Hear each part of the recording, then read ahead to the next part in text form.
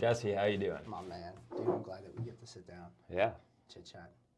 great. And we man. got to hang out out there and drink coffee while Get a little we coffee get signed up in. here at Cohatch. So, Shout out Kohatch. cheers. Cheers to them. Yeah, cheers. So, coffee's good. Indie coffee, roaster coffee that they use here. You went elsewhere. I did. I farmed out to Bovaconti. Yeah, well, that was for that almond croissant. I mean, yeah, you gotta. Good. Do you think do they make them there? I'm not sure. They look a little too uniform. Maybe they have a baker, a dedicated baker. I mean, there is nothing like a good chocolate croissant. Oh yeah, Like if I could eat that. perfectly warmed up with a cup of coffee. Yes. That's why the French, something I've never understood about the French. You see a dude in France smoking a cigarette, drinking a cup of coffee. It's like the most masculine look. And it doesn't make any sense. Yeah, Eating like a croissant with a cigarette dangling out of his face. And I'm like, anywhere else, not so masculine.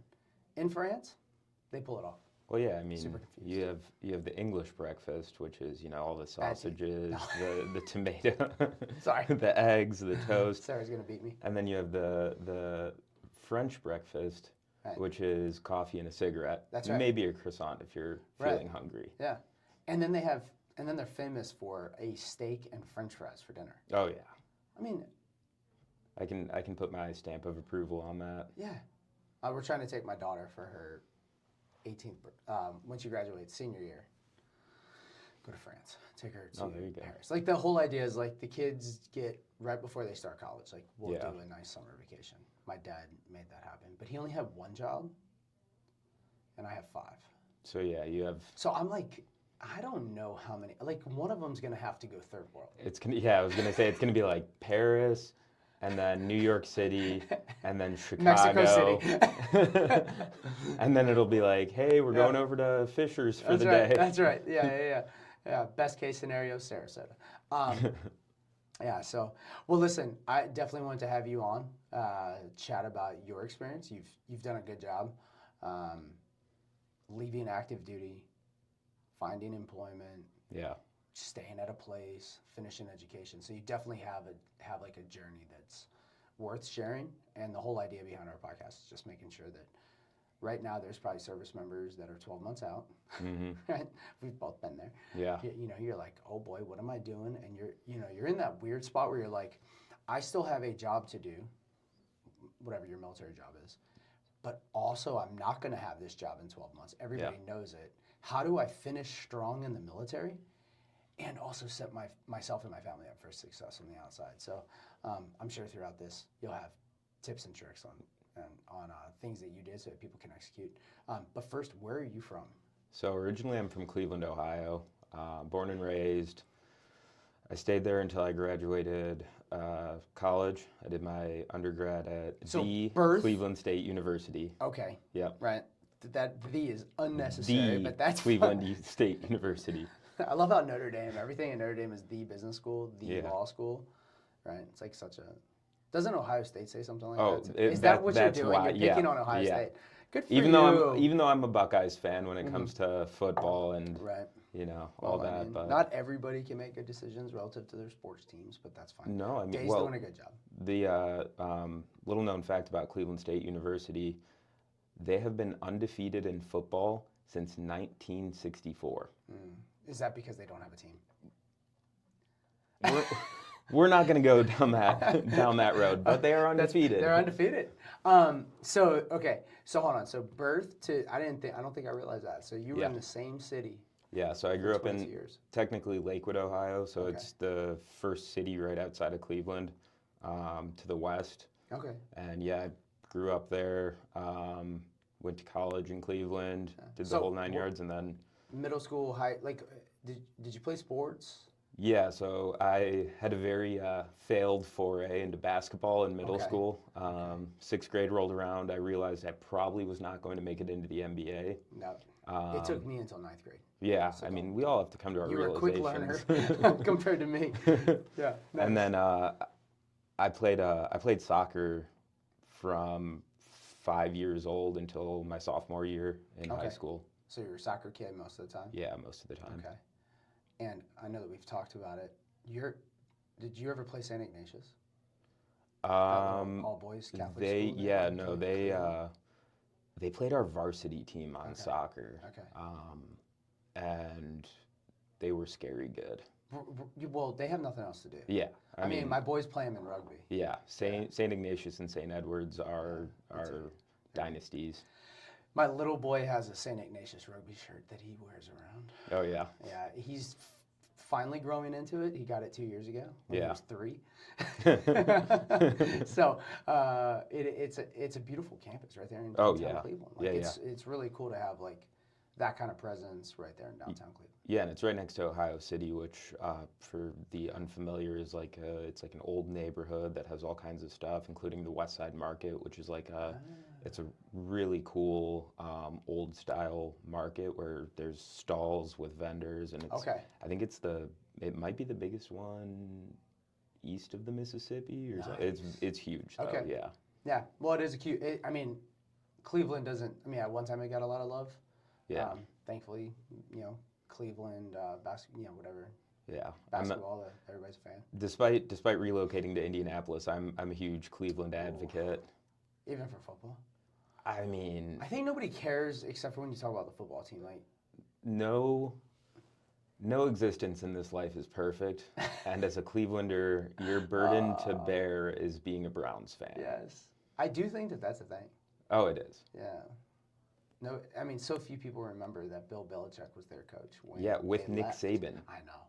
They were on the same coaching staff in the early 90s for the Browns. And the other crazy thing about that is, like, remarkably successful Czechoslovakia. Oh, yeah. Like, they're both Czech coaches. Yeah. I read Bill Belichick's Education of a Coach. Mm-hmm. Amazing book, but it goes into, like, Nick Saban and Bill Belichick, 2 of the best ever, and their background. Like, they shared a similar background, and then they coached together, which is well. Okay, so were you a good kid? Like, what kind of kid were you? Yeah, I mean, I was a pretty good kid, I would say. I mean, I never really got into too much trouble. I mean, listen, I was a disaster. Like, sure, so that's why I ask questions like that. Because, I mean, my poor parents. Yeah, no, I was like very well behaved. I was minding my P's and Q's. I mean, I had on my mom's side of the family, we're Irish. And things don't line up. Irish, well behaved. Well, no. Okay, call them baloney. My grandma and grandpa moved to the United Kingdom just before World War II. Okay. And they actually served in the Royal Navy. My grandma was a Women's Royal Enlisted Navy. Okay. And then my grandpa was Royal Navy as well. Which and that would have been a big deal for an Irish. Oh, yeah. For the Irish to go to the UK to fight. Under the Crown. Under the Crown, that's which is, but like all of those mannerisms of well-behaved, like British society and all that, like I feel like I picked up on that from my grandma because I spent a lot of time with her growing up. So they dropped the Irish part and they adopted the English part. Yeah, well, maybe, I don't know. I mean, Ireland's a great country. Yeah, haven't been. It's on the list, but. Oh my gosh, it's too much fun. Yeah. The Guinness Factory is Disneyland for adults. I mean, it's 6 floors of just fun. Beer and like live music and good food and cool people. And then you get to the top and you get to have a 360 view of Dublin. Oh, that's beautiful. Yeah. And then they properly pour you a Guinness. Yeah. I saw an American there. He went to grab because they're like the proper way is they pour it and then it sits for a period of time. Yeah. And I think it's a minute. I don't remember. But this American went to grab from the beer that was sitting. Nope. The bartender slapped his hand. She didn't even give him the courtesy of speaking. She slapped his hand and then waved her finger. And then he, like a good boy, he stepped back and waited for it to be ready. And then he enjoyed tail between his legs. Yeah, he just steps back. But the Guinness is better in Ireland.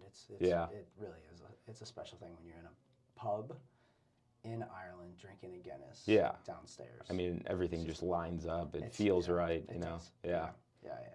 So, okay, so you're a pretty good kid. Yeah. Parents, like, what's home life like? Home life was good. I mean, that's awesome. Stable everything was copacetic. I mean, you know, not normal, but good. Yeah, it was, I mean, Normal's chaos. Everything was pretty relaxed. I mean, I don't know. I went to a private Lutheran school from kindergarten through 8th grade, and then went Which to one? It's called Messiah Lutheran in Fairview Park, Ohio. Okay. And then I went to Lakewood High School for Big school. yeah. Lakewood High School is pretty big. Okay. There was 2,500 kids, I think. That's Yeah. good size.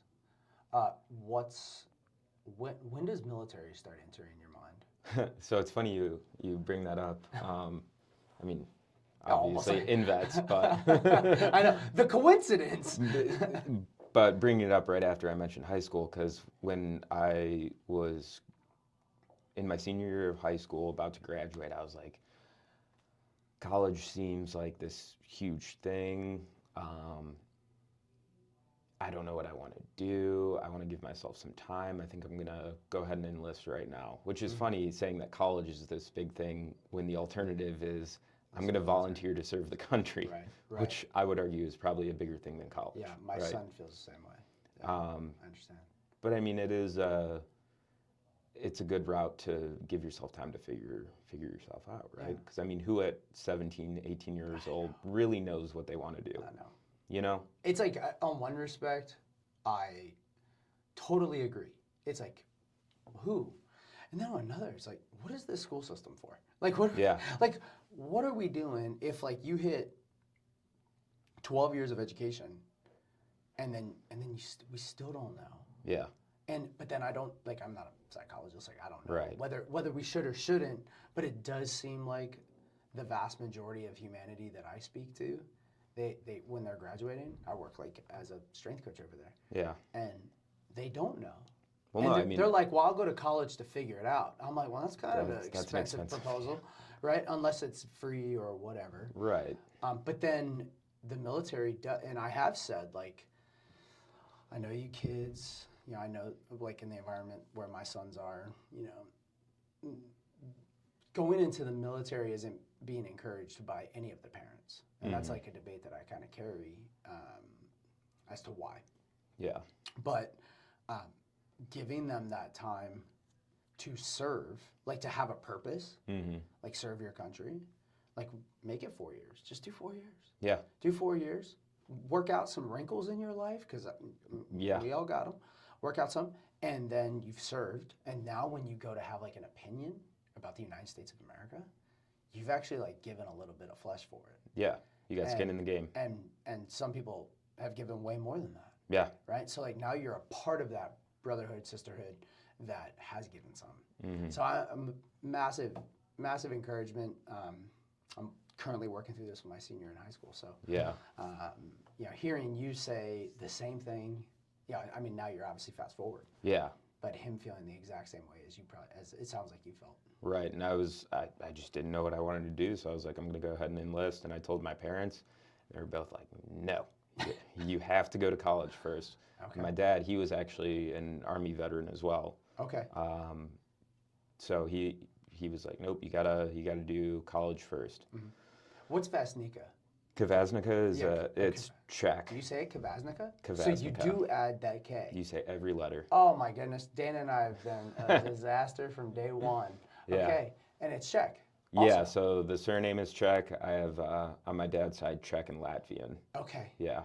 So Irish on mother's side. Yep. Czech and Latvian on your dad's side. Correct. And your dad served in the U.S. Army. Correct. Okay. Yeah. So my dad's side of the family, the Czech side has been here since like the 1830s or something, like super early. Okay. You know, well before like Ellis Island. In Ohio or that area? Yeah, I think. I mean, because I think it went became a straight territory in like the early 1800s. It got its statehood in 1803. Yeah. Yeah, and it was a territory well beforehand. Like George Washington was surveying land Right. in that territory, and then it was actually a part of the state of Connecticut for a while, the Western Reserve. That's why it's Case Western Case Reserve Western University. is called that? Yep. Interesting. Because that, man, talk about a beautiful campus. Oh yeah. Oh my goodness. That little town reminded me a little bit of Carmel, Yeah, yeah. right outside Case Western. Yeah, that part of the east side of Cleveland's just real nice. I mean, you got I had coffee like there. Severance Hall is over there, the Symphony House. You have the Cleveland Museum of Art, Museum of Natural History. Like it's just all packed in right there. That's wild. Beautiful. Yeah. Okay. Sorry for that long detour, but yeah. So you're talking about your parents and your grandparents serving in World War II. Yeah. For the crown, but then your dad serving in the U.S. Army. So on my dad's side, I'm 5th generation Army, I think, U.S. Army. No kidding. Yeah. Which is funny because so history doesn't repeat itself, but it rhymes. Yeah. Fast forward to senior year of university, college, my undergrad. I was about to graduate with a bachelor's degree in political science. Okay. I had worked on a political campaign for my senior internship. Yeah. And realized I did not want to work in politics. Okay. Yeah. Classic. Make it all 3.5 years. Crap. What do I do now? Right. You know? So me and a buddy were just getting coffee one morning. And just kind of trying to figure out what we were going to do because we were both at kind of that turning point, that pivot point in our life. And we're like, let's just join the Army. Let's just do it. Why not? You guys never thought about joining the Air Force? Like, what happened? So we went and did our ASVABs, right? It always goes to the ASVAB. So we did our ASVABs. Yep. I'm not gonna flex my score or anything, but I had my choice of jobs, right? Yeah. And so I was kind of shopping around on that. Yeah. And told my dad and then my older brother, who at this point had served as a 13 Bravo field artillery crewman. Okay, cool. And I was like, yeah, I'm thinking about joining the Army. And they're both like, no, you have to go to the Air Force. Like, take it from us. We've both been in the Army. You have to go to the Air Force. Yeah. And I was like, no, us Kvasnickas are Army men. I'm going to the Army. Final point on that discussion. Like we're done here. And in hindsight, I kind of wish I had listened to their advice. But the Army was still good to me. The best recruiting agency for the Air Force is the Army. Yeah. I mean, that's my argument. I had a good time in the Army, but I feel like I might have had a better time in the Air Force. You might still be there. So So you do college. You obey your parents. Yes. They're like, go. All right. Then you get all the way through. And what prevented you from wanting to commission? Once you were like, okay, well, fine, I won't enlist. I commission. What was the thought process? It's the oldest story in the books. When joining the military, my recruiter lied to me. No, never heard this. He said we don't have slots for officers for commission for OCS. But he was not technically lying because he was not an officer recruiter. Technically not. He probably just didn't want to pass me off so he could get his numbers. He's like, look at this freaking 22-year-old. He won't know. Isn't it odd like how they really don't want to push people over to the commission side? Well, and so he did tell me, he was like, you can do green to gold, which is you go in enlisted and then do OCS. It's not easy, but not hard. I would say I know several people who've done it. And I'm actually, in hindsight, grateful for my recruiter telling that half-truth, that they didn't have slots to become an officer, because I got in the Army. I saw what officers did, and especially second lieutenants. Right. Bless their hearts, but you gotta earn it. And I was definitely much more interested in like doing the job that I trained for, that I studied for, and I saw all these, especially the younger lieutenants, second lieutenants, first lieutenants, getting stuck in jobs that just like had no bearing on their job specialty. They were just doing paperwork for the commander. Yeah. I saw it a bunch, and I was like, well, I could push through and become a captain eventually, and then I'd be doing all that, but it is what it is. So I stayed enlisted, made it up to staff sergeant. Any wild stories, basic training? What do we got going on? We can't just fast forward. We have all the time in the world. So you graduate college. Yep. You tell your parents, and they're like, okay, well, he did the thing. He did it. He did the bachelor's, so we can't hold him back anymore. Yeah. Dreams are dreams. So how did you pick your job? So I went to Cleveland Maps. Yeah. They had my test scores in hand, and immediately fast forwarded over any kind of like, they're like, you don't want to be an 11 Bravo, you don't want to be a cook, you don't want to do this. And they got to the 35 series, which is military intelligence, and started listing off ones. Yeah. And they went through a few of the job codes and then landed on 35 Fox, which is an all-source intelligence analyst. Yep. And Which is what Braden was. Okay, yeah, nice. Yep. And they kind of gave me a rundown of a little bit what it would look like. I mean, obviously they can't go into huge detail, but just piqued my interest. Yeah. And I said, you know what, I'm kind of riding on the seat of my pants right now, so I might as well just just dive in. That's you know? awesome. Yeah. Okay. So you dive in. Nothing, anything crazy through basic was a pretty standard experience. Like.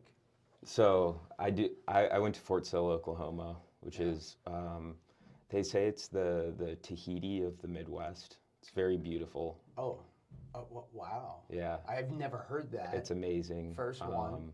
I have met people who have done everything they can to get out of there. Though.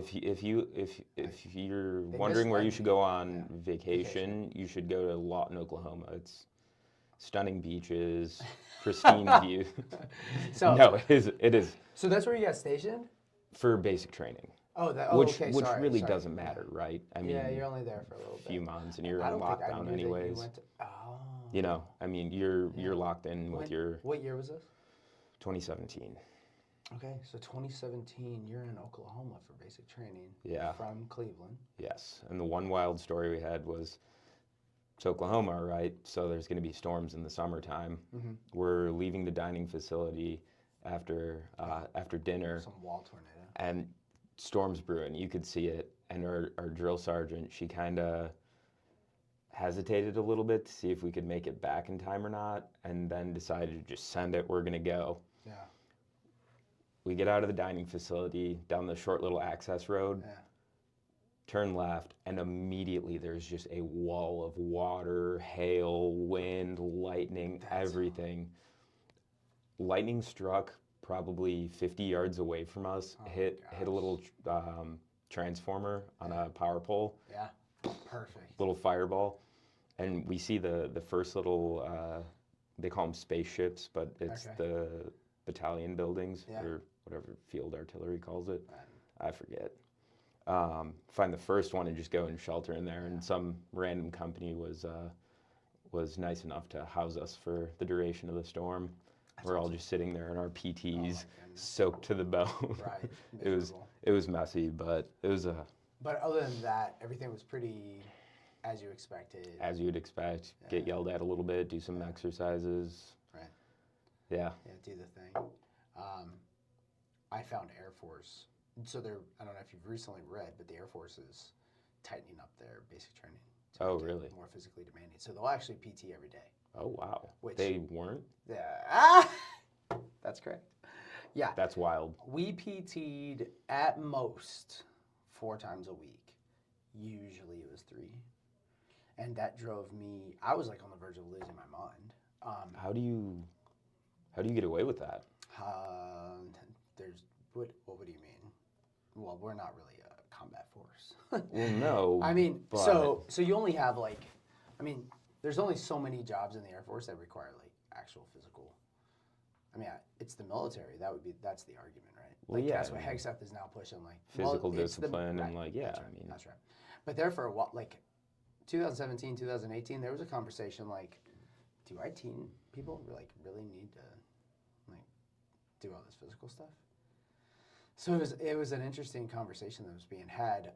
But then those of us that were going to like a selection after basic training were in worse shape than when we went in. When we went in, we were tight, ready to go. And then you go to Air Force basic training, and you're like, So I probably because of my age at the time, but the instructor would let myself and at least one other person go down to the pull-up bar 3 times a day. Oh, there you go. And we could do PT yourself. I was doing around 900 burpees a day, we would do, like when we were in the lunch line, or, man, it's complicated, but like when we were in lines, we would just like do 10 burpees every minute on the minute. Yeah. And then like we would go down there and bang out like 300 burpees. Yeah. So just do. It accumulates throughout the day. Yeah, it just accumulated, and then we would do pull-ups, and we could only do certain. Like one time I was doing leg lifts, and an instructor, I can't remember, said that's not an improved exercise. Yeah, man, it was a little tough. I was like, you know, of course you have to be on your. I didn't want to get this privilege revoked. Right. So yeah, it's just a different experience. But now they are tightening up. It's going to be 60 to 90 minutes every day. That's good. I mean, finally, I was, like I said, for any non-affiliated people, non-veterans who are listening, 35 Fox is not a door kicker. Right. We're not tactical at all. I mean, I worked in an office for 90% of my time in the military. But you still had to be physical. Still had to be physically fit. I know, that's the part it's still the military. Yeah. Like at any moment, you still could have to defend. Yeah. That's the whole thing. Yeah, interesting. So, okay. So you make it, you go through Intel school. Mm-hmm. Where's Intel school? Fort Huachuca, Arizona. All right. Did you enjoy that? Loved it. Yeah. Yeah. You get your clearance. Sure do. Yeah. And then you learn how to source, or you learn how to brief. So sourcing is for single source intelligence. They do their own methods and all that fun stuff. And then the information that is gathered, my job is to compile it, analyze it, and distill it into something that makes sense for the commander. Okay. And then, but you're briefing it to them, or? Correct. Yeah. So that's difficult. Probably your Can be. First time. I mean, first time you delivered it. I've always kind of been okay with public speaking. Okay. I get a little nervous if I haven't done it in a while, but if you build that repetition, I mean, it's really no big thing. Because you could be briefing up to a 3-star. Yeah. 3-star general was the highest I ever went. I mean, And that was as a specialist in E4. Right. My intel warrants dragged me out in front of the commander of the Combined Joint Task Force Iraq. Who was that at the time? Do you remember? Paul LaCamera. Okay. Yeah, I think he's a 4-star now, unless he's retired since. But every time they stand up, they're doing weighted squats with all that brass. Right. I mean. Yeah. Well, and so here I am, puny little E4. Everyone else in the room is at least a full bird colonel. Yeah. Isn't that wild? From all different countries, right? Because it's a NATO mission. And I get up there with my little green book, and I start briefing my topic, and it probably lasted 5 or 10 minutes, nothing crazy. But I'd done a ton of research to do this. Make sure it's probably about 3 weeks, 4 weeks of for 5 minutes. Solid research for 5 minutes to tell a 3-star general about this one tiny sliver on the map, right? But they ate it up, and it was a really rewarding experience. Just being maybe a year and a half into the military, getting put in front of a 3-star general, and then who does this? And having him tell me like he was addressing his other officers in the room, and he goes, "Gentlemen, I want you to look at what that specialist just briefed," and he said, "Ladies and gentlemen, this specialist, if he can brief that polished of a presentation, I expect no less from you guys," because he was definitely had high expectations for all of us, which was good. I mean, that makes you rise to the occasion, right? Yeah. But yeah, it's one of those moments you never forget, right? No, and it's also one of those things that only the military really permits. Right. Is this guy who's been doing this thing, he's trained. Yeah. But now he has this weight of, like, you didn't hand it off to a warrant officer or an E9. It was like, this is your job, prepare and deliver. Mm-hmm. And then everybody is going to judge you. Yeah. And, you know, it makes the private sector sometimes so much easier to deal with because you're like, I've been judged by the harshest critics that you can possibly, but nobody in the private sector is going to judge me as harshly as any environment that I came from to be perfect or to be darn near perfect. And then when you weren't, they let you know. Oh, yeah. In whatever language they thought was appropriate. So then it's just one of those things you can't really put on a resume, you know, as a veteran. You can't put that on a resume. Yeah. But when you're talking, we should be crushing interviews. Absolutely. Like, let's get the face-to-face, and then most of us know, like, yeah, I mean, I've been pushed, I've been challenged, and now when I sit here with you, I can smile and be relaxed and be authentic and be me. Yeah. Because I know that's good. That's what proven carries, itself. That's what carries the weight. That's right. Yeah. And I mean, something for people who are about to transition out of the military into the private sector and have never done a private sector interview anymore. Imagine a promotion board that you go to for the enlisted side, and then dial it back, because it's way more tough to go through even an E5 board, right? Going from specialist or corporal to sergeant. Your battalion command sergeant major and the first sergeants are going to grill you harder than someone you're in an interview with. Yeah. Right? It's more. And it's not necessarily adversarial. You're in in that. OCPs or are you in? No, you're in your dress uniform. Yeah. Are you at attention? You are sitting at attention. Right. We don't do it the same, but. So in the Army, you wait your turn, which could be. You could be first in the chute, or you could be the last one, and you got to wait all morning. And then your sponsor takes you in, usually your NCO, and he gets called in. He or she will get called in, and then poke his head out, whisper like, "All right, you're up." When they say enter, you got to bang the door as hard as you can, and then you go in there and you just wail on that door as hard as you can, and then you come in. You walk in kind of marching, but you want to make it look fluid, like you're not monster mashing your way over there. Yeah. And then they'll have you do like the soldier's creed, the NCO creed, inspect your uniform, do some facing movements, and then they'll have you take a seat and you sit at the position of attention too, with your hands on your knees. Right. Why you answer? Yeah. Yeah. Isn't that nice that the private sector they don't want that at all? No. But it's also important that we don't give that to them. No. Right? Because that is not what they're looking for. No.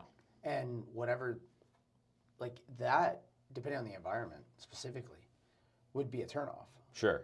Because nobody wants to be led by that outside the military. Like if you're going into maybe a startup or something like that, you being a rigid, like pure discipline all the time, straight edge. Right. It's not necessarily what a startup is going to want or any. Well, and the crazy thing is nobody in the Army really wants that either. I mean, it's like if we were just honest about it, like no troop, like there's a place for that. Yeah. But your troop doesn't want to see that. Your troop needs to see a human who cares about them and meets them where they are, because that's like leadership, right? Yeah. Like, 100%. Like that, like so. If you're that thing that somehow they're grading you on, like analyzing because that means something to them, when really the truth of the matter is like dialing that back and meeting each and every one of them where it is. Yeah. But the system is set up, and I respect the system. I love heritage. I love tradition. Right. So. Well, and I mean your interaction, especially in my kind of job, your interactions with. So I was the battalion S2 NCO IC. I was in charge of a section, right? And I had. Those S's and Y's and A's. I had a high expectation for my soldiers, right? But at the same time, I would coach them, mentor them, train them, and I tried to make myself available that if they had concerns in their private life, because that's something that you don't get in the private sector either, is your boss doesn't care as much about your private life. They may be interested, but with my soldiers, their private life has a direct bearing on the unit's mission, right? So. And maybe that's something the private sector could take, because. To a measure. There's an old saying like, for the most part, people don't quit businesses, they quit people. Like, if you leave a place, a lot of times the reason why people leave is because of the person. Well, yeah, I mean, you hear bad culture fit all the time, Right. either from the individual side or from the organization side. And it's in the military, you don't have an option to be a bad culture fit. I mean, you do, but there's a lot of paperwork involved and a lot of heartburn. Right. But you're forced to make it work better.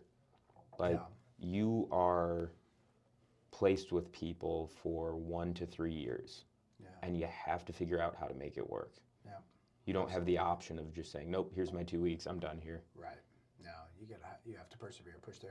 Okay, so I know that was good. That's awesome. So you finish up though. You finished up in Arizona. Yes. Where's your first duty station? So I actually, right after training, they kept me at Fort Huachuca for a little bit to do a real world mission. Okay. So I was permanent party there for a few months. Mm-hmm.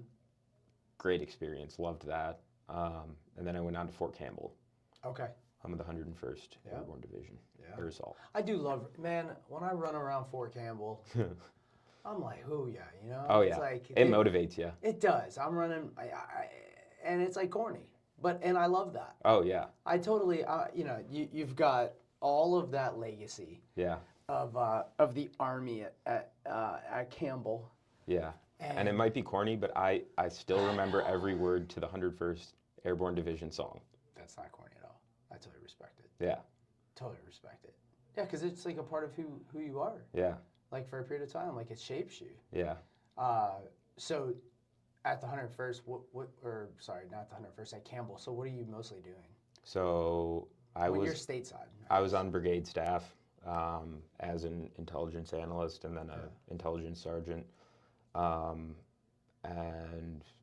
in garrison, back home, it was a lot of management, security management specifically. Okay. So we're responsible for ensuring the clearances of everyone, for ensuring like physical security, information security, personnel security. So there's like a list of 7 different security programs that the brigade is responsible for the battalions. So I would be responsible for the program within the headquarters company of the brigade, and then I would have all of my subordinate units that I would also be responsible for making sure they're good, they're squared away. Okay. Are you mostly in a skiff? No. Oh, that's good. No, actually.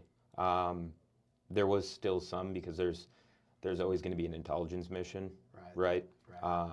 So we would do some time in the skiff for brigade, horizon kind of stuff. Right. Just kind of what's up next. Okay. And so did you do a deployment? I did. So I was in Iraq in 2019. Okay. Really good time. Oh. Yeah. I enjoyed it. Okay. Just the applied mission set. Yeah.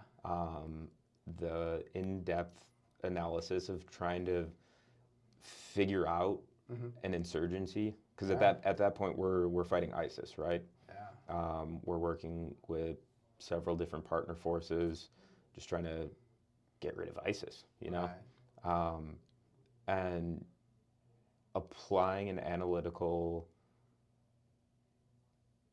framework to something as violent and ever-changing and shapeless as a terrorist insurgency like ISIS was fascinating. No. You know, because you're basically trying to catch smoke. Right. Because these guys, they don't wear a uniform. Right. They don't do this or that like you would expect the military to do. They blend in. Yeah. Right? So you gotta figure out who the bad guy is. And then how do we affect the bad guy so that he's no longer bad? Right. You know? Yeah, it's wild. So, you do that in 19. So you go in 17, deploy to Iraq in 19, and then anything big that pops up between 19 and your separation? PCS to Hawaii. So the Army does have its perks. That's what's up. Get to live in tropical paradise, Gosh. which Hawaii does have its downsides too. It's not all the land of milk and honey or anything. Right. It definitely does help that you have a stressful day at work or whatever, and then you can go to a world-class beach, right, and just kind of watch the sunset and let it all melt away. Oh my goodness. You know. Yeah, that's heaven. Yeah. I mean, I know some guys who have, I don't know how they did it, but they're on like their third or fourth towards it. So I was in a combat aviation brigade. Okay. A lot of warrant officers, pilots. Our battalion chief warrant officer team, it's like 3 CW4s. Okay. 2 of them had been in Hawaii for like 17 years. Yeah. That's amazing. They just keep getting extended, which is really hard to do, but right. But they've pulled it off. Pulled it off. So, and I mean, if they bought a house 17 years ago, yeah, they're doing fine. So we moved there in 2021, and the median home price on Oahu was $1.1 million. I mean, I think that the mortgage is like 10 grand on that or something. So we lived on post. Right. Right. You're like, they took my future earnings to pay this month's mortgage payment. Right. So that's okay. So you lived on post. Nice housing. Yeah, we lived in. It was really cool. We lived in historic housing on Wheeler Army Airfield. Yeah. Our house was built in 1932. So something you do in the Army when you go to a new post is you go to the post museum. Okay. So we're at the 25th Infantry Division Museum, insane. right? Yeah. And they have pictures from December 7th, 1941, which a lot of people may not know, but the Japanese actually attacked north to south. They didn't just pull up to Pearl Harbor and attack there. Okay. So they were on the northern side of the Hawaiian Islands, flew over Oahu, hit Wheeler Army Airfield on their way down, and then hit Pearl Harbor, right? My grandfather watched Pearl Harbor. Really? So my family's from Portugal. Right. Immigrated to Hawaii. Yeah. Portuguese. So lots of Portuguese and Filipino there. Yeah. And so he watched Pearl Harbor from his roof. So I've been back to the home that he grew up in. Yeah. And then he enlisted. Yeah. Right. Like. That's got to be harrowing stuff. Right away. Well, yeah. I mean, there's one picture in the museum on Schofield, the 25th Infantry Division base, and they're on this quad. There's a drill pad in the middle of them, concrete pad, and there's a Japanese fighter plane strafing the men in this quad, and some soldier had the intestinal fortitude to whip his camera out and take a picture of that.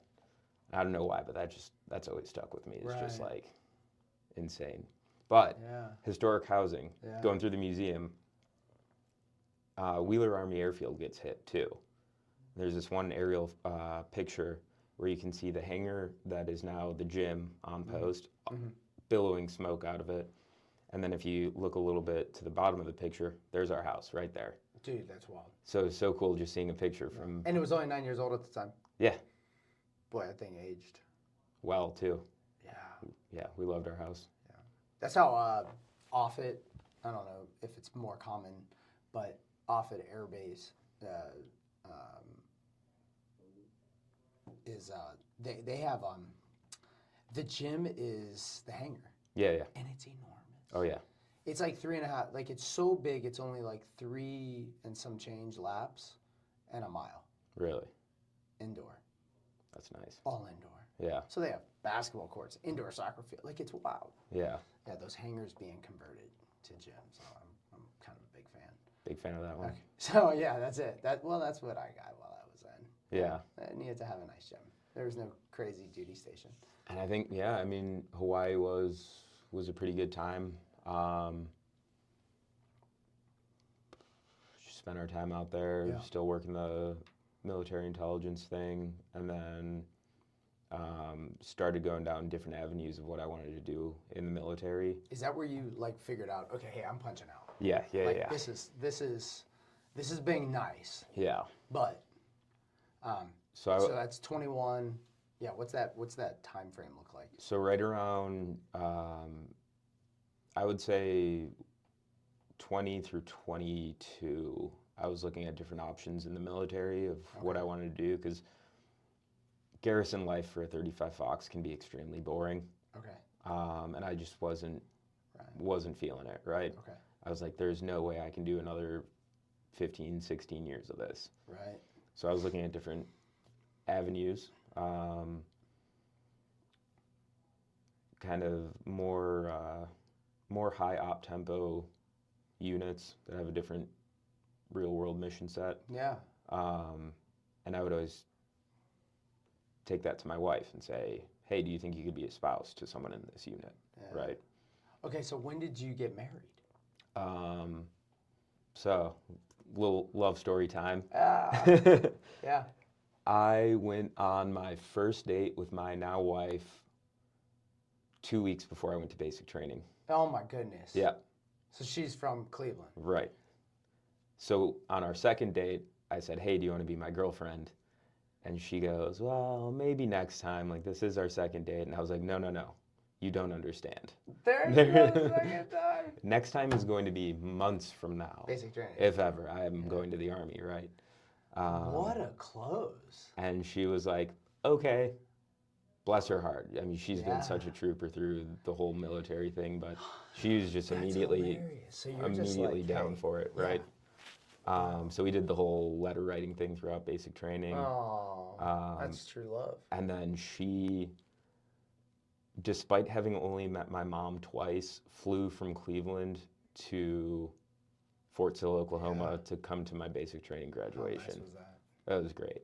It's like the best day. Yeah. Got to see mom, got to see my girlfriend. That's so cool. But All yeah, right. and then we got married in 2018. Okay. Yeah. So you finished up basically like tech school. Yeah. And then you're like, all right, let's do this. And she was cool. Yeah. She was like, yeah. Let's go. All right. And then had she graduated college? She graduated while I was in Iraq. Okay. So 2019. So she was that finishing. May. She graduated college. Did she, when you got deployed, did she go back home or did she stay? Were you at Sill? Or where So we actually did house hunting from. She had to finish up school, right? Yeah. And then when she finished up, she was going to move to Fort Campbell. Okay. And then I would come home. What's that? 4 months later, right? So we do our house hunting from Ohio and Iraq, and our first apartment was not great. Right. But we slugged it through the year lease and then upgraded. And yeah. Were you in Clarksville or did you go? Clarksville. Yeah. We were right off post, so. Yeah. I've got my haircut down there. Do you know It's a big Bose? red barn. Bose. Bose. Yeah. Yeah. I got Good my haircut. dude. I got every single time while I was stationed at Fort Campbell. Yeah. Whenever I've gone to gamble, I'm like, no, I'm just gonna go to haircut. Gotta Plus, go to it's like Bose. $11. Yeah. It's 30 in Carmel. 30 American dollars. 30 Yeah, and supposedly it's the same currency. So Yeah. I don't understand what's happening. But yeah, I like getting my haircut down there, and then and that's a great spot, and it's all like service members. Yeah. That dude doesn't even ask what you want. Yeah. He's like, He just kind of, he knows. sit down. Sit down, son. He can look you in the eye and just read into your soul. And Yeah, I know what guard you want. So, okay, so you guys figure that out. You get married when you get back from tech school. She graduates college. Did she go to University of Ohio? Ohio University, Ohio yeah. University, that's right. And then now you're 2 years. So she does like the full time. She's in with you for 3, basically. Yeah. Give or take. More or less, yeah. Yeah. So then 21. So yeah, we get married in 2018. Yeah. Moved to Hawaii in 21, and then I get out in 24. Oh, okay. Yeah. That's right. Oh, yeah. You were in for a little bit longer than what I thought. So, Yeah. You're wrestling with some of the other units that are available in the Army, Mm-hmm. and trying to figure out if this is, which the answer is no, it's never a good fit. It's never a good family fit. It's never a good family fit. Yeah. And I figured that I like my wife more than I like Army, and trying to be a cool guy and all that. Yeah. So. Yeah. It's a tough decision, but it's the right decision. Yeah, it was definitely tough to come to that decision because I went into the Army thinking I was going to do 20. Okay. Right? Oh. Yeah, I can relate to that. Yeah. And so I was like, it's a difficult decision to make. Right. But I made that decision far enough back that luckily I had enough time to prepare so for. So in 21, you knew that you were punching out? I'd put it more at like 22. Okay. So yeah, 2 years. Yeah. So I had about 18 months to 2 years to kind of figure it out, which was actually a good thing because I quickly realized that setting yourself up for a successful transition, a lot of people are probably going to be inclined to have specific plans laid out. Right. Like I'm going to do X, Y, Z, then 1, 2, 3. And I started off doing that. Mind you, 18 months out, so it's a little hard to make those things land. Did you know where you were moving? Nope, no idea. Because you were balancing between Ohio and... No, at first we were like, we're young, we'll go anywhere. Okay. We were even looking like overseas. Okay. Where could we land? Were you thinking about contracting or? No. Okay. So you were just going to move overseas. Well, most of it was in the States. Okay. But like, to show the extent of where we were considering, like, what if we moved to like, I don't know, Ireland? Okay. What if we moved to somewhere in South America, Okay. I can get down with South America. But but no employment-wise, like what were you thinking? So employment-wise,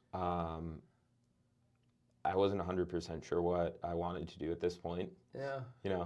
Classic. So because you have a political science degree. Yep. And then you don't like politics. I'd just been accepted to Ohio University's MBA program. Okay. Which I endorse fully, by the way. Great school. Great school. Go Irish, but we'll talk about that another time.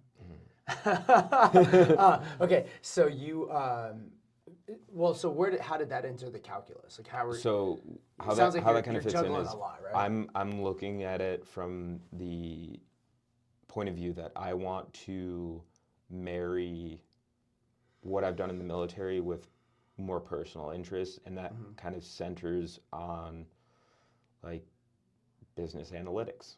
Right. That kind of vein. So that was the initial thought, was I would go in that direction. Intel analyst, business analytics. Yeah. Got it. Okay, that makes sense. So at the end of the day, you're doing very similar things. Swapping. You're just making money instead of hunting bad guys, Right. Yeah. I'm so glad you explained it like that. Yeah. Because that analyst perspective is powerful. Okay, cool deal. So you start your MBA with the expectation that I'm going to punch out. I'm open to anywhere. Anywhere, not any job, but like there's a pretty wide set of jobs that I would accept at this point because I knew I was getting out. I knew there was no way I wanted to stay in at this point. Right. Because it would have meant doing the same thing for 4 more years. Okay. And that was non-negotiable. Not happening. Yeah. Okay. So I'm looking at it from a point of view of like flexibility will be our strongest asset going into this. Like we can have an overarching plan, but the second we start trying to dive down into details, we're going to end up tripping ourselves up when I actually do make this transition. Right. Which I think is probably the most beneficial thing that came out of my experience was, there's something you hear in the military too in regards to planning is greatest plans fall apart on first impact, right? Right. First contact. Well, and then there's like the Eisenhower, like something about planning, like all planning's worthless. Your op board should fit on one sheet, right? There's like so many good prepared or failure to plan is planning to fail or something. Yeah. There's so many good ones on Yep. I like Mike Tyson's. Everybody's. Yeah, everybody's a gangster till they get punched in the face. Yeah, something like that. Yeah, I like to like it. Everybody's got a plan until you get punched in the face. The enemy gets a vote. Yeah, enemy gets a vote. So all those things are kind of Yeah. also informing my decision of Right. like, I can't make a specific plan because it's just going to end up crumbling, right? And then I'll be left kind of holding the bag with a wife. Yeah, with a wife. No kids. No kids yet. Yeah. So it's just you two, young. And we're like, we'll move anywhere, right? And then sometimes that openness though is a hindrance. So the closer we got to my terminal date, the more refined we made our plan. Okay. And that's kind of how we balanced that. How was TAPS? Did you go through TAPS? I did. I feel like that was. So they actually went from SFL TAP to TAPS while I was in the program. And it has its value for some people. I think the tail cases are probably where you get your most return on value, because you have kids who joined right after high school, got out after 3 or 4 years because they don't like the Army, and they're just kind of, screw this, I'm going to go do something else, and they don't really have any kind of plan or concept of what they're going to do next. And then you have guys who have been in the military for 20 plus years, who also got in right out of high school in most cases. And their view on what it's like to be in the private sector is so skewed that they need that little bit of like, hey, just as a reminder, this is what it's like. So TAPS does give you that 50,000 foot view of like, hey, I mean, something as basic as like, you're gonna have to pay for health insurance, you're gonna have to pay for somewhere to live. And it's just it's like little reminders where I'm sitting there, I went to college, I had jobs before the military, and I'm sitting there like, yeah, no duh. Right.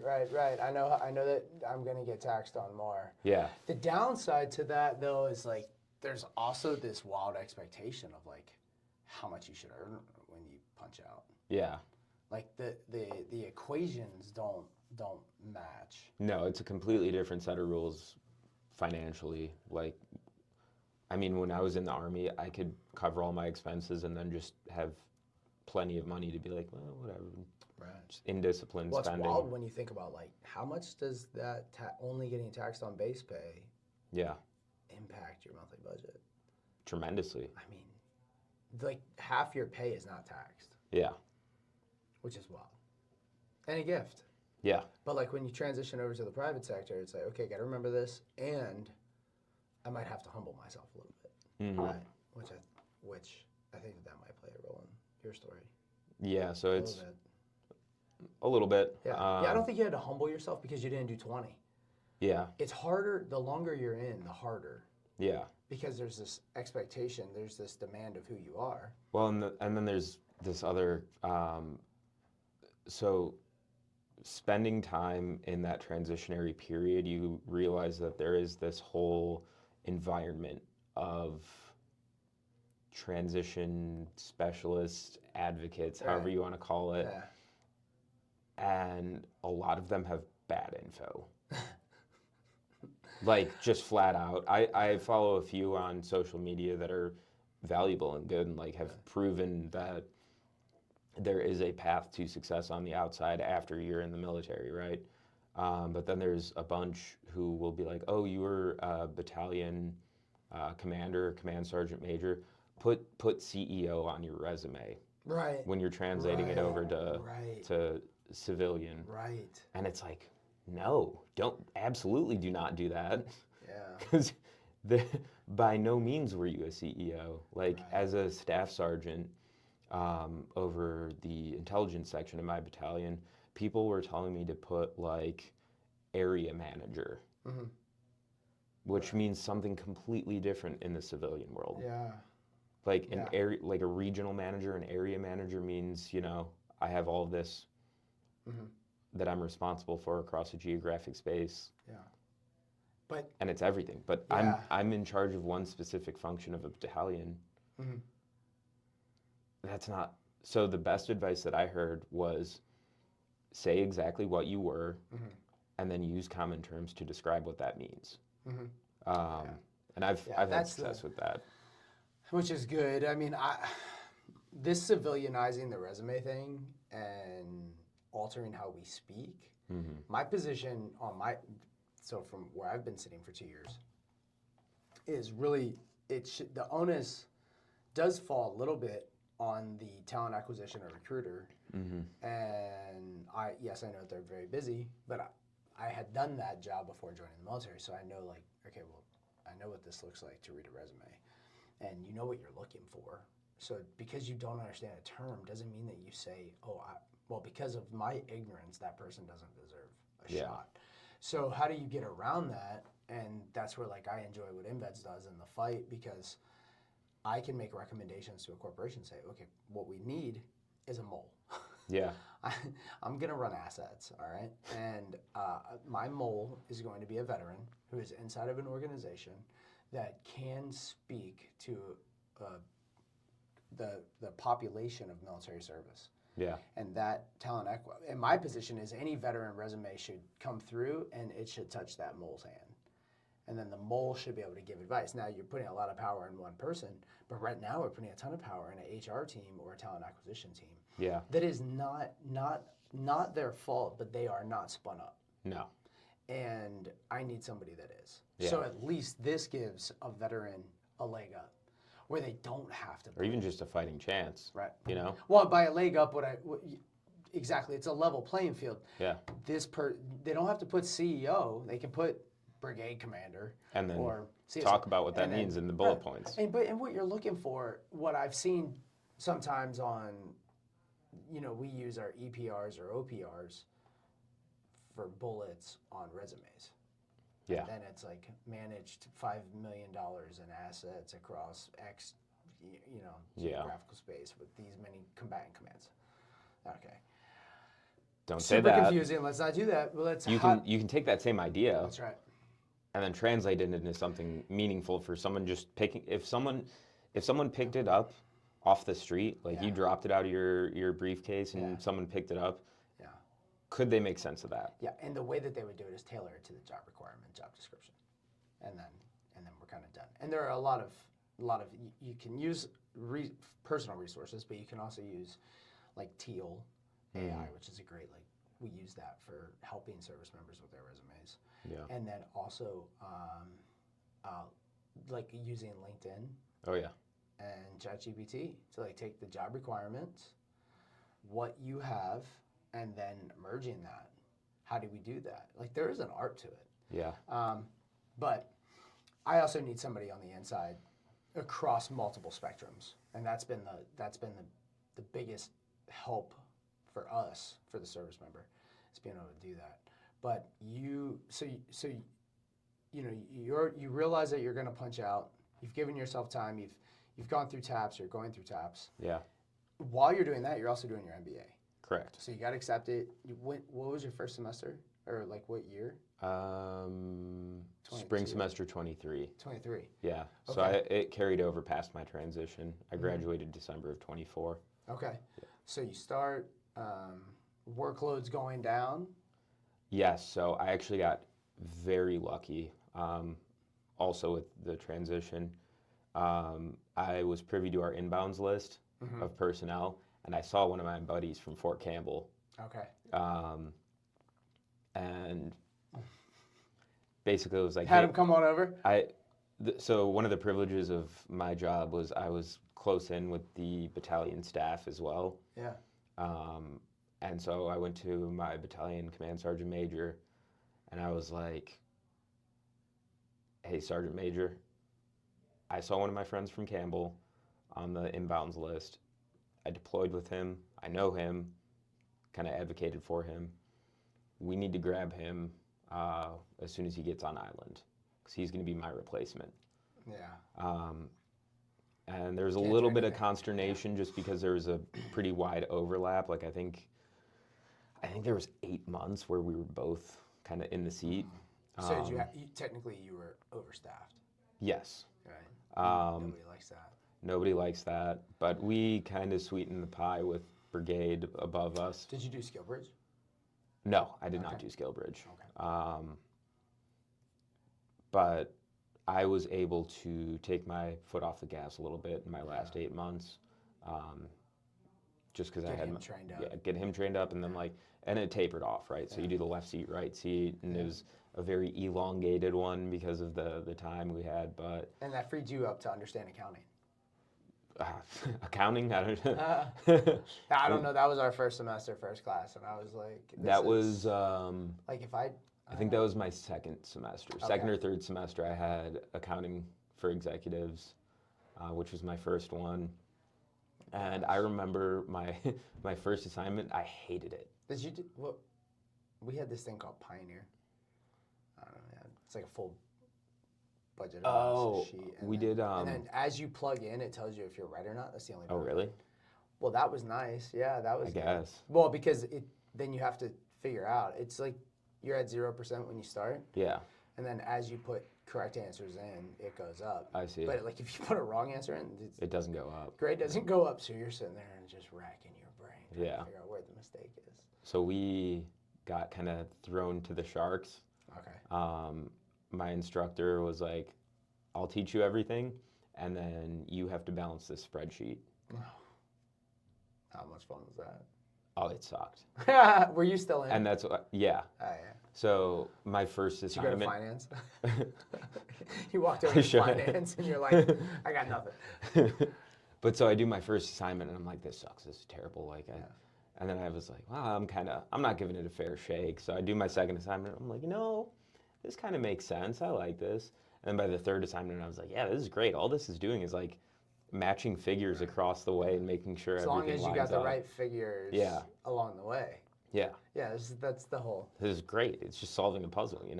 No, this is good. This is why I'm not going to be an accountant, though. No. Well, I did not go further down the accounting side, but I did like accounting and finance, just because of the numbers and. I enjoy the finance part. Corporate finance, blast. Oh, yeah. We had an amazing professor.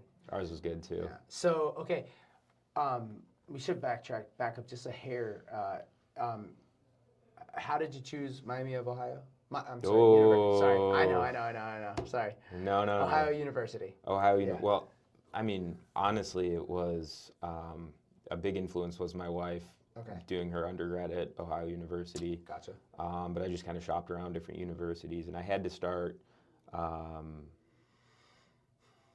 online or hybrid. Yep. Just because I was out in Hawaii and I didn't really want to go to UH.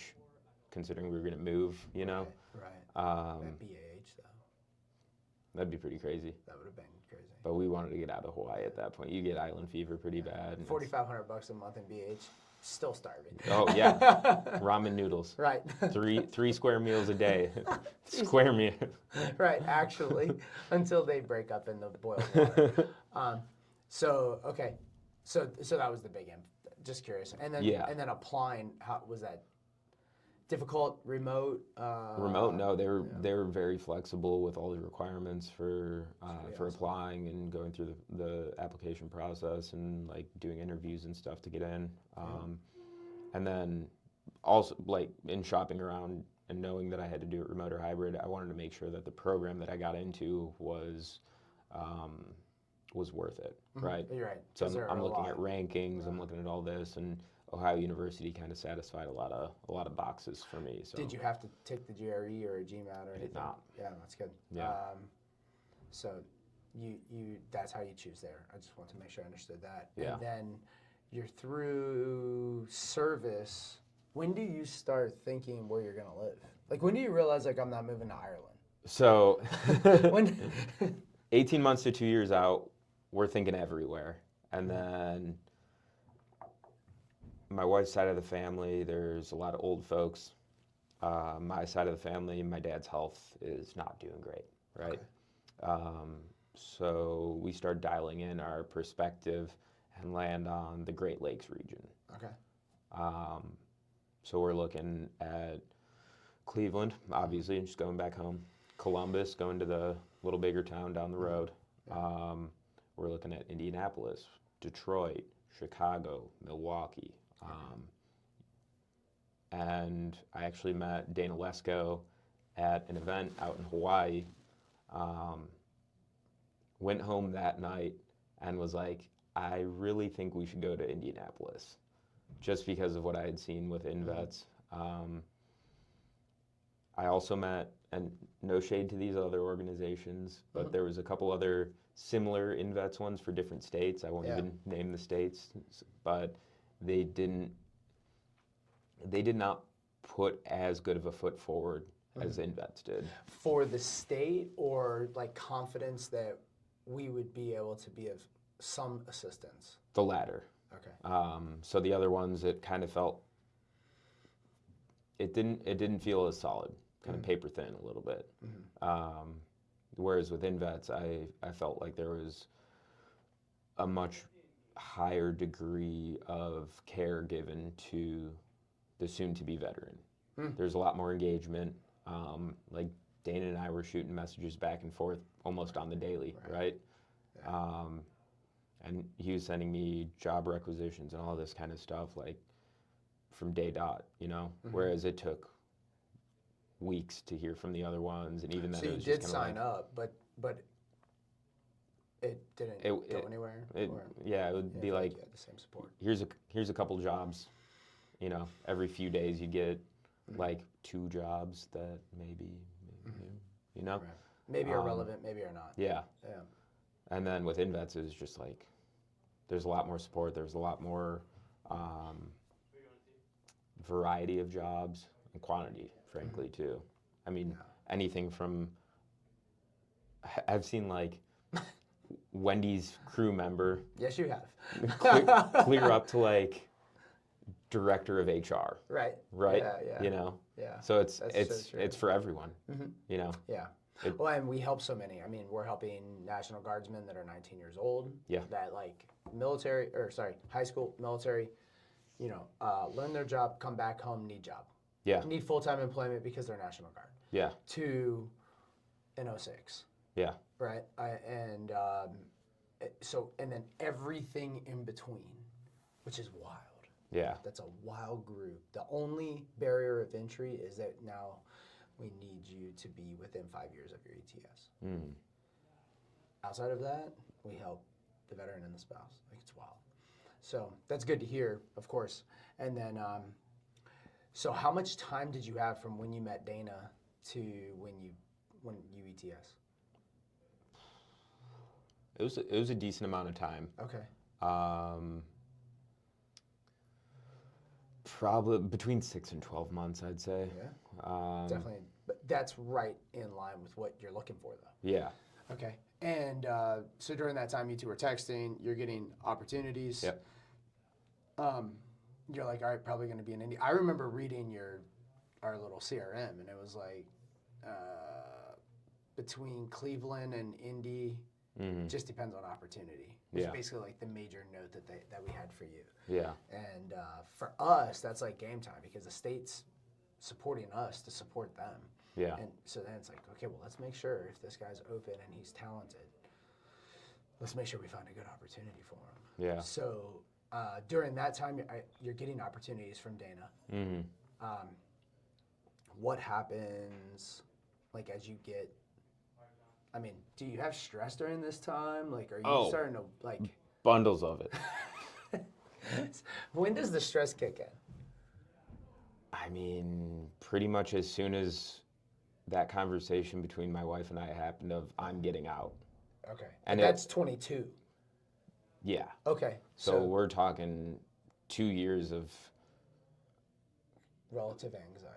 Accumulating, amplifying levels of stress because of this major life decision that, I mean... Because you had originally thought, I'll do 20, but then your wife had clearly made some indications that, like, she doesn't really want to keep doing this. Well, I could have stayed in for 20 Okay. On, call it a conventional side. Right, But that's not what I wanted. Okay. So if you're going to stick to 20, I want to go this route. Yep. If I can't do that route, then I'm gonna go private sector. Yeah. Okay. And your wife supported you. Yeah. That's a huge thing. Yeah. But not as supportive on like you're going to be gone 6 to 9 months a year. Right. Okay. Which is completely fair, reasonable. right? Yeah. Most people don't go to the altar saying, I'm excited to only spend a quarter of my life with you. Yeah. Like for 20 years. So. And we put that demand on them, and it's pretty wild. Yeah. And the calculus definitely changes as you get older too, because you're like, I don't know if that was like, man, maybe I would go back and spend a little bit more time with my wife or my kids. So being able to talk to folks. I mean, I get to talk to them all the time. You get to talk to them. Yeah. Most of them would give a lot to be able to just spend a little bit more time with their family. So I think more power to you for having the courage to make that decision, because that's not easy in the moment. Yeah. So then you do make that, but I mean, what happens at the 6-month mark? Where are you? I was still playing it kind of cool. Yeah. Because I knew something would happen. Because we're so optimistic. I felt this. I'm like sleeping in a cage on a compound. My wife's here, and I'm like, it'll all work out. Well, so my thing was, I had been reading all of these accounts of successful transitions, and I would say over half of them didn't have a job lined up until a few months before they actually got out. Which is pretty good. Which is wild. Yeah. For one. Yeah. It's good, but it's also... It's good that it's lined up. Right. Like you're months out. Yeah. You're still getting paid. Yeah, technically, like if you're optimistic about it, you're getting paid, you have a job. And then you've got your next one lined up 60 to 90 days ahead of time. Like really, if we from 30,000 feet, that looks great. That looks great. But the turmoil within. Oh, I mean, it's wild that you're 3 months out from, and the other side of this is, you can re-sign up until your last day. I know. So that's always right there. Yeah. It's right there, but it's also like. There? Was there any money being dangled? I don't remember. That's good. Because I was pretty resolute at that point. That's good. I was like. Sometimes when that money gets there, you're like, oh, I could get a new truck. Yeah. I could Dave Ramsey my life. I literally was going to go to the National Guard if I didn't have anything by the time I got out, so that I could cushion myself. Mm-hmm. You'd have a gig. And then figure it out from there. But I was pretty resolute on I'm good. And you knew you had some coming in from BAH when you swapped over. Yeah. So you were using GI Bill. GI Bill, and then I had terminal leave, so I had some ability to do a soft transition, kind of. Okay, so you were able to. How much terminal did you have? I'm trying. I started at Wabash on May 13th, and I think I did almost a month of leave in Hawaii and then almost a month in Cleveland. So I had to break it up based on, I had to check out of my unit. Yeah. I couldn't do that while I was on leave, so I had to serve for a day just to wrap up all the paperwork, basically. Yeah. But I had a ton of leave. Okay. So how do you find Wabash? Dana, actually. Okay. So he had gotten someone else in there, and then was like, hey, Wabash is hungry for veteran skills coming in. And I was like, yeah, send my resume over. We'll see what happens with this one. At this point, I was doing INvets stuff, and I was doing my own private side, and I had probably sent in 250 resumes. The vast majority of those being my own searching, right? And then a few through INvets, and the INvets ones, I would sometimes hear back more quickly, right? The private ones, it was just automated letters of denial. Yeah. So discouraging. And then I submit my resume for Wabash and hear back. They fly me out for an interview from Hawaii. That's what's up. To Indy. Yeah. And at that point, I was kind of like, I got this in the bag. Yeah, I think I should go here, babe. Yeah. They're flying me. I'm kind of a big deal. Kind of a big deal. They're letting me rent a subcompact. I'm kind of a big deal. I have a Toyota Prius. All right, go ahead. But yeah, no, I did the in-person interview with Wabash.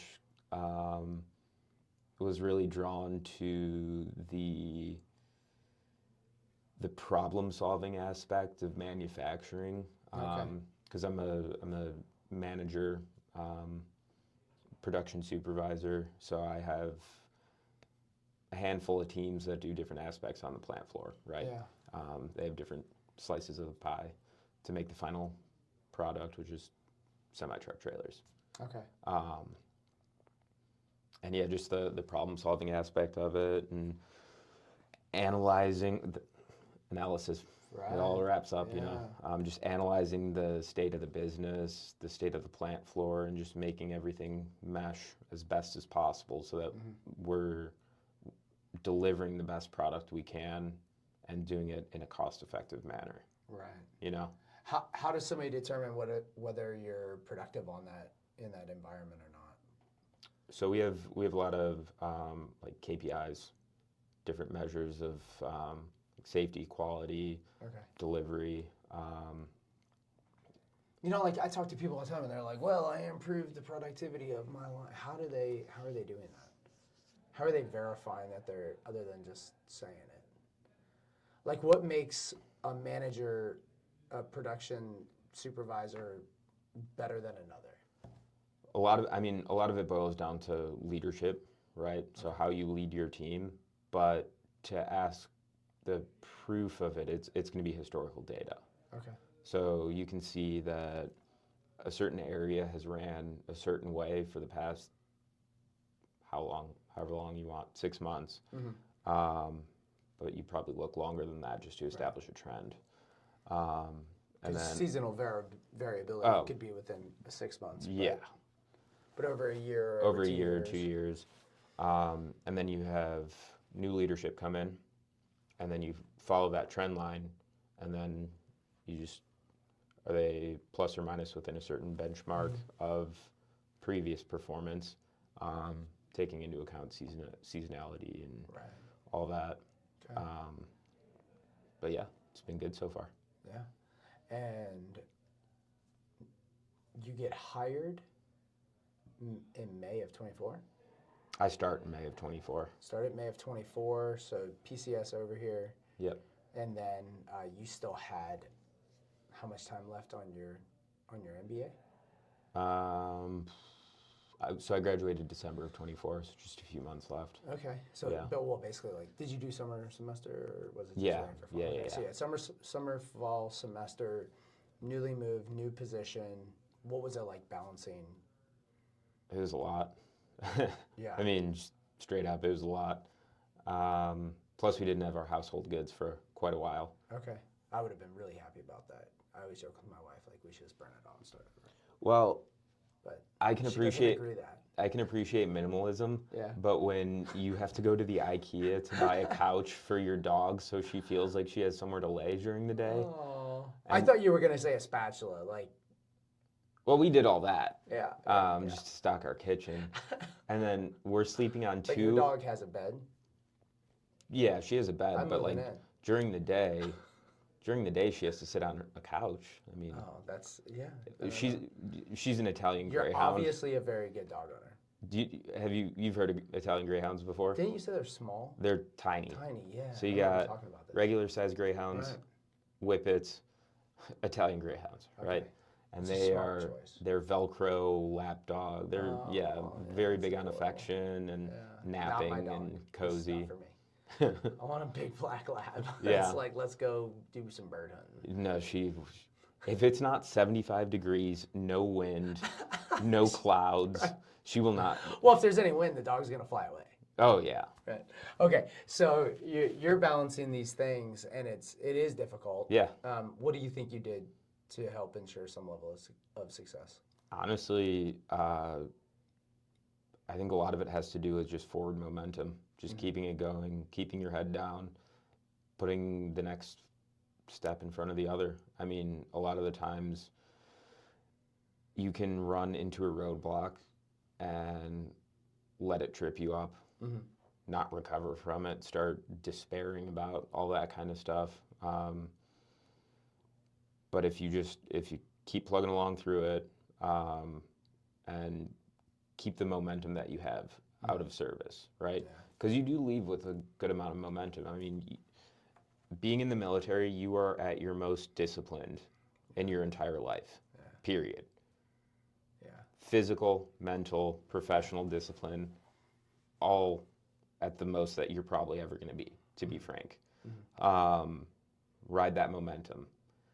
A lot of the time, people get out of the military and want to completely just eschew everything. Yeah, I call it the Veteran Homeless app. Yeah. Where they just choose to download it onto their phone. Yeah.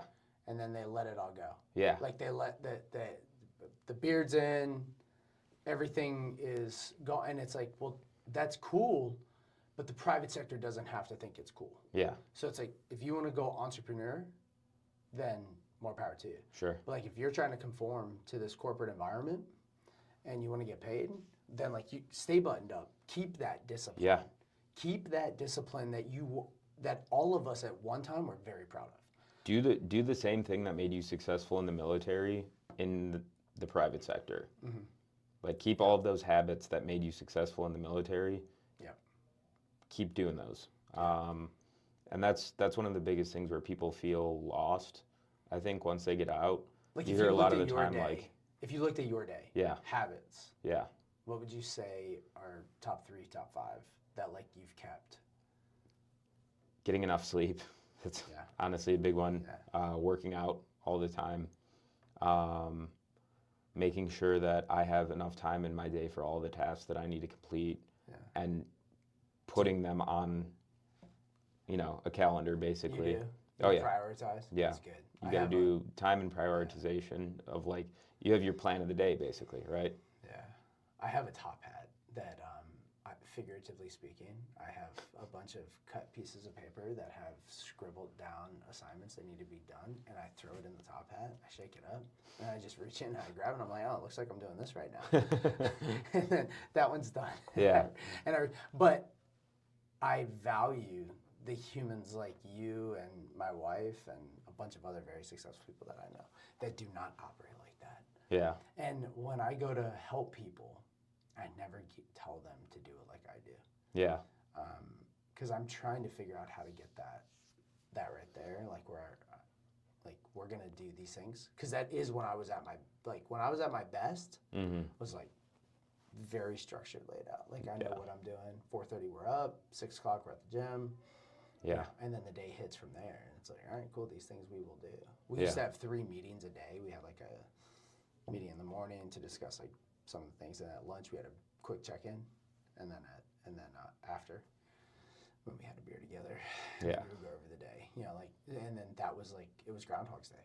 Oh yeah. There was a beauty there, so good for you. So you've kept your well, you say you get enough sleep. Do you get up at the same time?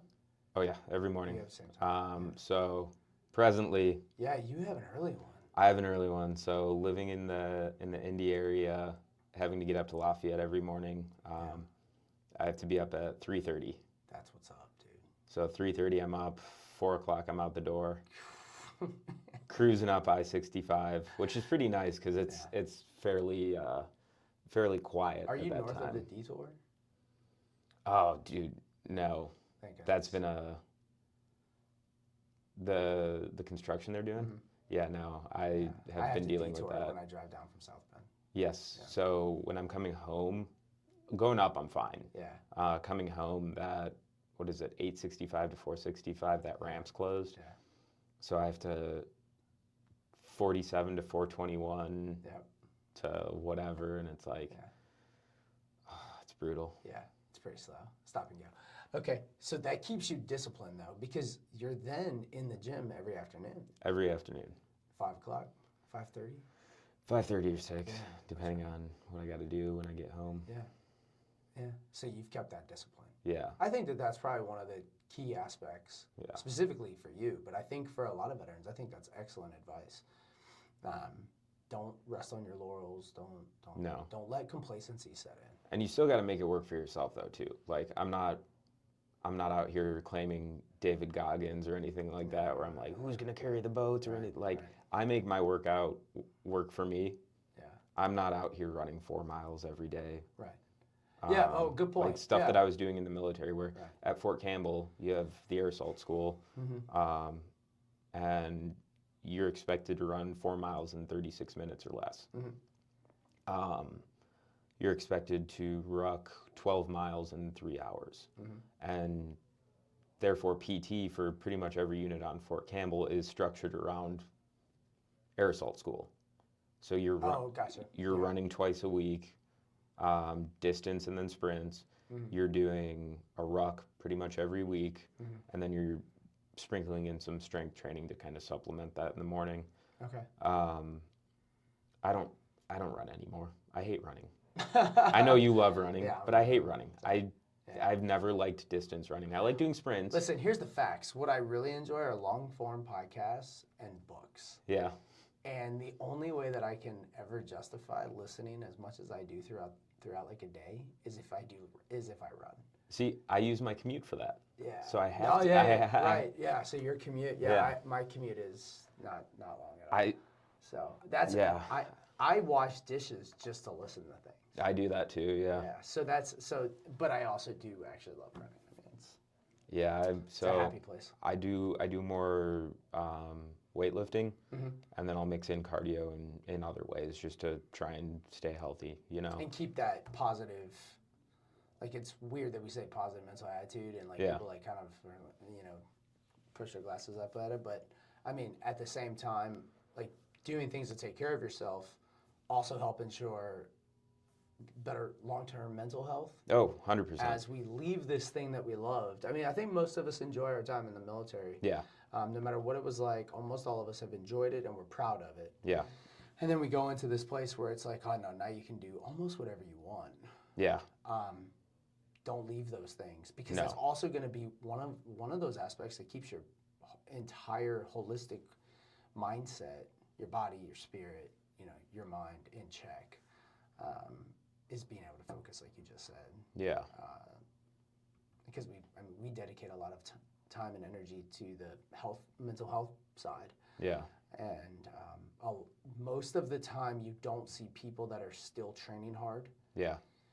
If they're training hard, they probably are self-medicating. That is a form of self-medication. Yeah. It's training hard because you're getting a dopamine hit.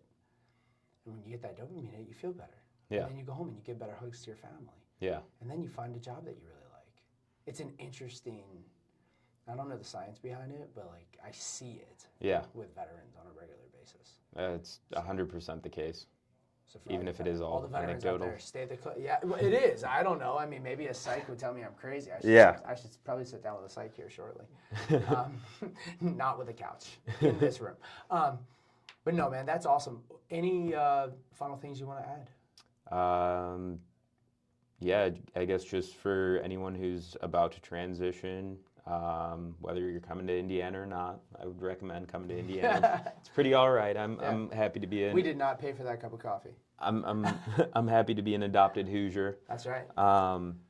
But to anyone who's about to get out, I would just say, don't get spun around the axle.